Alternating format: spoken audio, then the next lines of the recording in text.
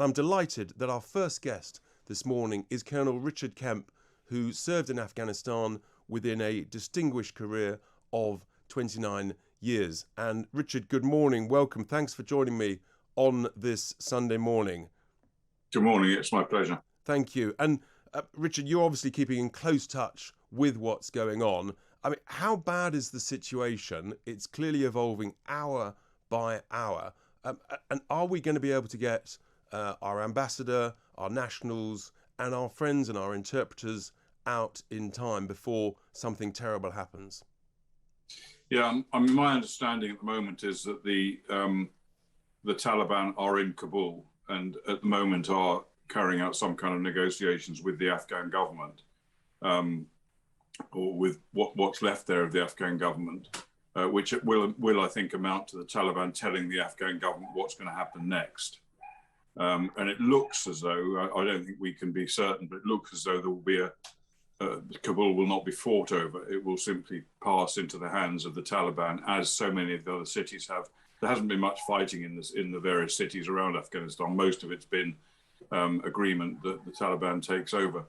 And as far as British diplomats are concerned, I think, that British citizens, British diplomats, British soldiers are now being consolidated at the airport in Kabul, which is being guarded by around 600 British troops and also about between 5,000 and 8,000 Americans who are now back in the country or getting back into the country to do this. So our troops and the US troops, that enough of them have got back there, you think, to protect our respective citizens, interpreters and families and nationals?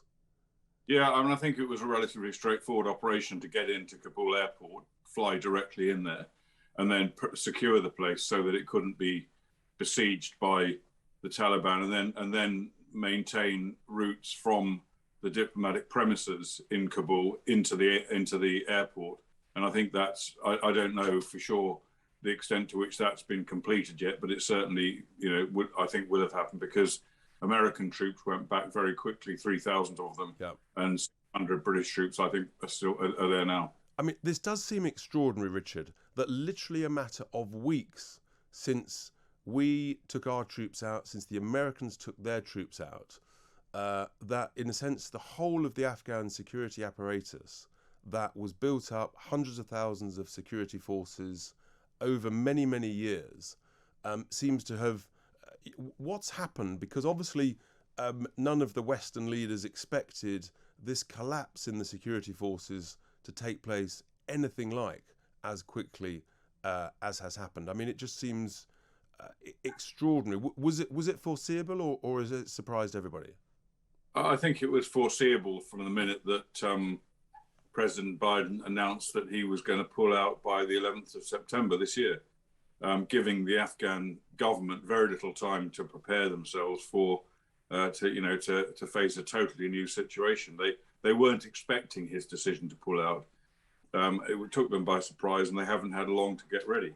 So I think that was, it was that plus the fact of US withdrawal, and the other Western countries, but mainly US withdrawal, which led to a completely changed situation. And we haven't seen the Taliban defeating the Afghan National Security Forces in combat.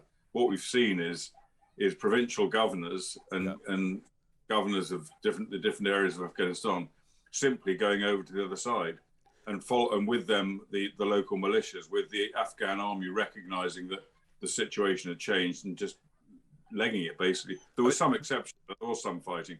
I mean, this is the extraordinary thing. Is it a catastrophic failure of intelligence from, in various places not to realise that that was a significant risk, to think that actually the Afghan security forces, would hold the line?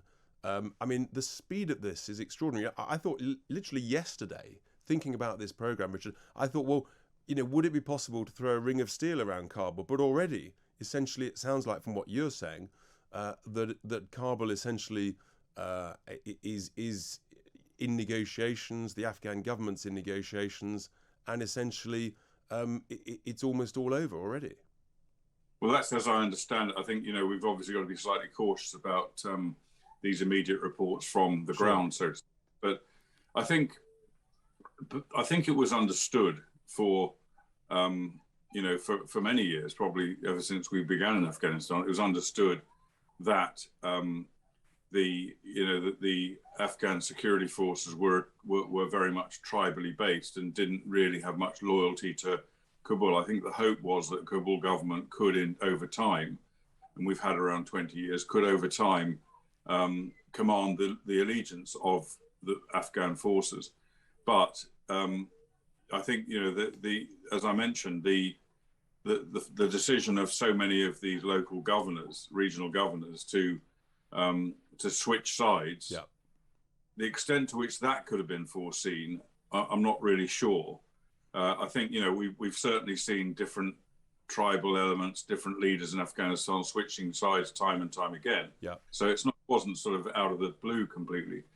But I think what caused it, and what caused then the Afghan army to recognise a changed situation and to simply melt away, or to turn over the Taliban side in some cases themselves, was the US withdrawal. Yeah, I mean, and in a sense, a number of Tory MPs here who served in the military, the likes of Johnny Mercer, Tom Tugendhat, Tobias, former Tory MP Rory Stewart, they've been highly, highly critical of the decision to pull out the troops.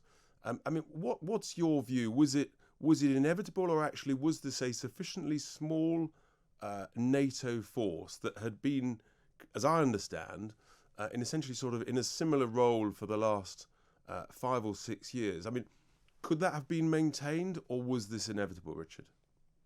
No, it could easily have been maintained, and in my view, an even stronger force could and should have been maintained in Afghanistan.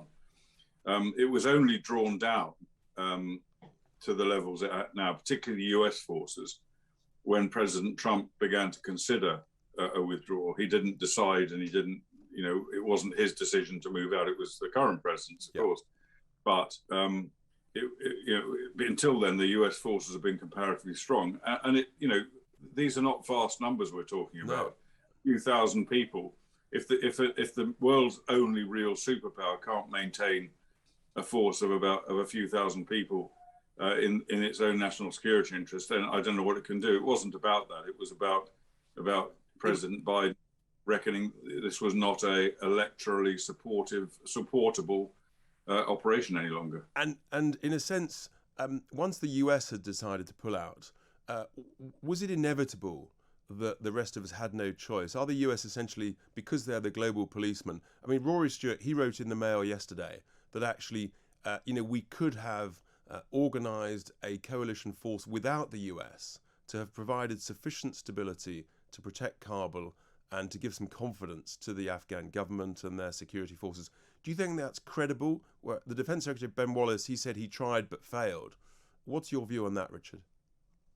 I don't think it's a possibility. I think it's dreaming, actually. And I think that I don't think Ben Wallace ever seriously tried to put together a coalition of NATO forces. I don't know for sure, but it's my guess. I don't think there's any appetite whatsoever within the British government to keep forces in Afghanistan. We have made noises of disapproval towards the Americans when they decided to pull out. Yeah. But I think in reality, the government was deeply relieved by that. They've had enough of it. They don't want to continue it. And they've got a very good reason to go now, which is that the US has gone. And that's actually is the reality. We couldn't really stay there with the size of our current army on our own, because we wouldn't get much support from other NATO players without the Americans. Right. I mean, but it has huge geopolitical consequences because, where you create a vacuum, someone else will fill it. And, whether that's the Chinese, whether it's the Russians. I mean, what's your view on what happens next in Afghanistan after hopefully we get all of our personnel, our citizens out? What do you think happens next? Well, let's not forget that Russia, China, Iran, and Pakistan, above all, have been supporting the Taliban for many years with arms and with resources and with safe havens in some cases. So they've been, Pakistan really has some considerable control, not total control, but considerable control over the Taliban. these other countries, Russia, China, Iran, have been working in order to gain some influence over the Taliban. And so now the four of them will essentially be circling the corpse of Afghanistan in order to devour what they can of it. Yeah. And I think the key player, I would guess, in Pakistan now will be China. I would say that, up to now the Americans have been, China in Afghanistan. Yeah. Yes. Yeah. Well, it's a really worrying situation. The security there, the geopolitical implications are absolutely huge, and I think it's shameful that we have left so quickly, and the consequences. Colonel Richard Kemp, thank you so much for your thoughts at this fast evolving situation. I really do appreciate it.